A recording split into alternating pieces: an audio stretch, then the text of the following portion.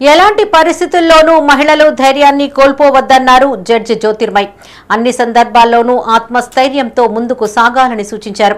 రాజన్న సిరిసిల్ల జిల్లా వేములవాడ కోర్టు ఆవరణలో district legal services authority ఆధ్వర్యంలో మెగా లోక్ అదాలత్ కార్యక్రమాన్ని నిర్వహించారు. ఈ సందర్భంగా వివాహిత పల్లవి ఆత్మహత్య విషయంపై న్యాయమూర్తి భావోద్వేగానికి గురయ్యారు. రాజన్న సిరిసిల్ల జిల్లా వేములవాడ కోర్టులో మెగా లోక్ అదాలత్ కార్యక్రమాన్ని నిర్వహించారు.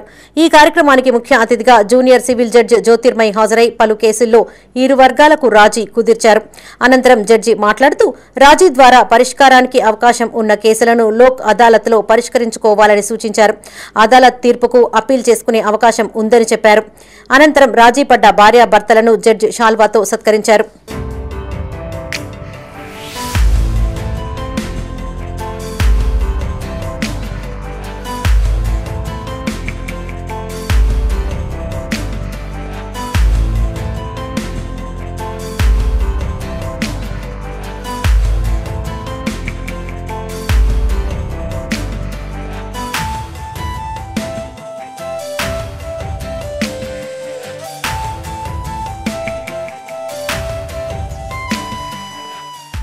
లోక్ అదాలత్ సందర్భంగా ఇటీవలే వివాహిత మ్యాన పల్లవి ఆత్మహత్య విషయంపై జడ్జి జ్యోతిర్మయ్ భావోద్వేగానికి గురి అయ్యారు. పల్లవికి చాలా సందర్భాల్లో ధైర్యం చెప్పినప్పటికీ క్షణికావేశంలో తీసుకున్న నిర్ణయం తనను కలిచివేసిందని ఆవేదన వ్యక్తం చేశారు. జీవితంలో ఎన్నో సమస్యలు వస్తూ ఉంటాయని వాటిని ఆత్మస్థైర్యంతో ఎదుర్కోవాలి తప్ప చనిపోవడం పరిష్కారం కాదని చెప్పారు. మరే మహిళ ఇలాంటి తప్పులు చేయవద్దని జడ్జి సూచించారు. ఎడ్యుకేషనల్లీ స్ట్రాంగ్గా ఉంటే ఎవరి దగ్గర నుండి ఏది ఆశించాల్సిన అవసరం ఉండదు. ఒకటి గుర్తుపెట్టుకోండి, ఎందుకంటే ఇట్లా చనిపోవడం అంత కరెక్ట్ అయిన పద్ధతి కాదు.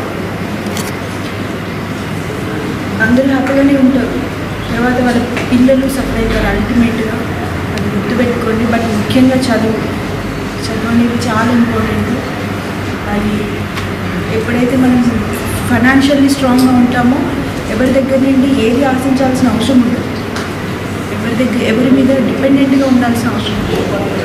అది గుర్తుపెట్టుకొని ఈవెన్ మ్యారేజ్ అయ్యి ఒకవేళ సఫర్ అవుతున్నా బయటకు వచ్చి స్ట్రాంగ్గా మనం లైఫ్ లీడ్ చేసుకోగలము అనే సిచ్యువేషన్లో ఉన్నప్పుడు ఇలాంటి థాట్స్ రావు. నేను ఆ అమ్మాయికి చెప్పాను ఆ రోజు, మంచిగా చదువుకోమా, ఎందుకు అతను తీసుకెళ్ళినప్పుడు నువ్వు ఎందుకు ఇంత బెగ్ చేస్తున్నావు అని చాలాసార్లు అమ్మాయికి చెప్పాను. బట్ ఆ అమ్మాయి వినలేదు, రాంగ్ స్టెప్ అయితే తీసుకుంది.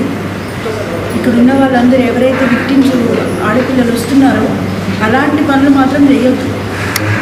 వస్తూనే ఉంటాయి సమస్యలు, మరి చనిపోవడం ఒకటే సమస్య కాదు.